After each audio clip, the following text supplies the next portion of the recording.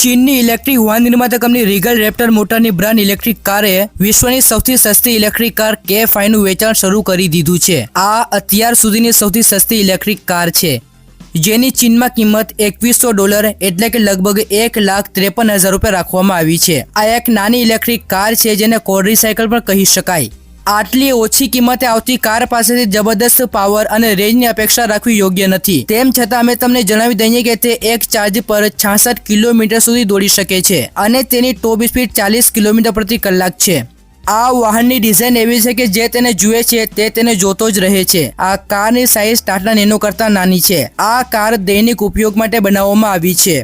Electric કારના એક્સટીરિયરની વાત કરીએ તો તેની બોડી ફાઇબરથી બનેલી છે। તેમાં સુરક્ષા માટે DRL લાઇટ, ડબલ હેડલેમ્પ અને RVM પણ છે। તેની પાછળ એક ઓપન વિન્ડો છે। તેમાં અલોય વ્હીલ્સ અને 10 ઇંચના ટાયર છે। તે 4 રંગોમાં ઉપલબ્ધ છે। આ તમામ સુવિધાઓ તેને ખૂબ જ આકર્ષક બનાવે છે।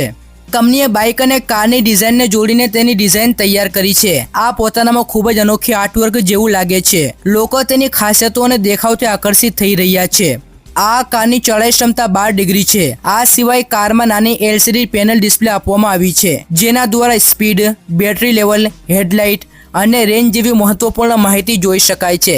ઇલેક્ટ્રિક કાર K5 નું માર્કેટિંગ ચીની ઈ-કોમર્સ વેબસાઇટ અલીબાબા દ્વારા કરવામાં આવી રહ્યું છે। આ કાર $2100 માં વેચાઈ રહી છે અને જો કોઈ વ્યક્તિ તેના 9 કે તેથી વધુ યુનિટ જથ્થાબંધ ખરીદે છે તો તેને દરેક ઇલેક્ટ્રિક કારની કિંમત $1800 એટલે કે 1,31,000 રૂપિયા રાખવામાં આવી છે। આ કિંમત ટાટા નેનોની કિંમતની આસપાસ છે, જે ભારતમાં લખટકિયા તરીકે જાણીતી કાર છે।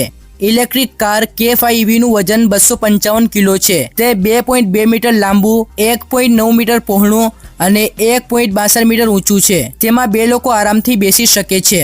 પાવર માટે કંપનીએ તેમાં 800 વોટની ક્ષમતાની મોટર લગાવી છે, જેના કારણે આ ઇલેક્ટ્રિક કાર 40 કિલોમીટર પ્રતિ કલાકની ઝડપે પહોંચી શકે છે। તેની 72 વોલ્ટ બેટરી 2.7 કિલોવોટની ક્ષમતા સાથે આવે છે। આ બેટરી પેક 8 કલાકમાં સંપૂર્ણ ચાર્જ થઈ જાય છે અને એક જ ચાર્જમાં કારને 66 કિલોમીટરની સફર પૂરી કરવામાં મદદ કરે છે। હાલમાં આ કારને અન્ય દેશોમાં લોન્ચ કરવા અંગે કોઈ માહિતી શેર કરવામાં આવી નથી। તમામ દેશોમાં ઇલેક્ટ્રિક કારને લઈને અલગ અલગ નિયમો હોય છે। જો આ કારની સાઇઝ જોઈએ તો ભારત સહિત અન્ય દેશોમાં તેનું લાયસન્સ હોવું જરૂરી નથી। જો કે ચીનમાં આ કાર લાયસન્સ વગર પણ ચલાવી શકાય છે। તો મિત્રો, આ હતી સૌથી નાની ઇલેક્ટ્રિક કાર, જેને માત્ર 1.5 લાખ રૂપિયામાં ખરીદી શકાય છે।